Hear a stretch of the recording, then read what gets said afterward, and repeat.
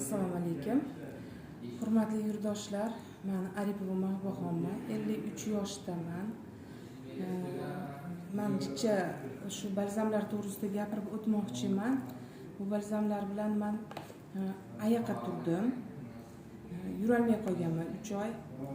Bir joyda bo'lib qolganman. Shu balzamlarni nimasi bilan, kuchi bilan hozir ishlayapman. Yuribman, yugurib yuribman. Aptekani dorisini umuman ichmayman.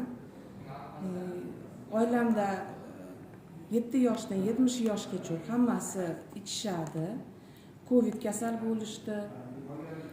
Boshqa pochkada muammo bo'ldi, operatsiyaga yetib boruvdi.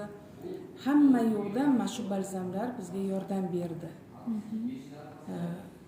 Shu balzamni ichib sizlarga tavsiya etaman. Ichinglar, shifo topasizlar. Aptekaga yugurmaysizlar. Aptekaga ayamaymiz pulni, lekin mana shu mahsulotga ayaydiganlar ko'p bo'layapti. Sizlarga tavsiya etaman, ichinglar, hamma darddan davo topasizlar.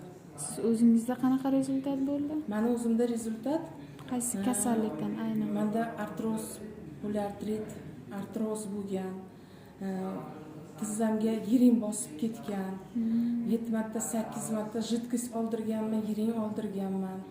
Operatsiya darajasiga borganimizda, implantentni tayyor qilganimizda shu mahsulotni tavsiya etishdi. Qandaydir yuragimga solib qoldim. Shu mahsulotni shu ichishni boshladim. Ichdim, hozirgacha ichyapman. Mana 2 yil bo'lyapti ichganimga, lekin ichishni boshlagandan keyin 8 oydan keyin men foydasini bildim. 8 oydan keyin уже dori ichmay qo'yganman. Dori ichmayman hozir. Faqat balzam ichaman. Hamma dardga balzam ichaman. Hozir juda ham yaxshiman, lekin suvayda ish qiyin.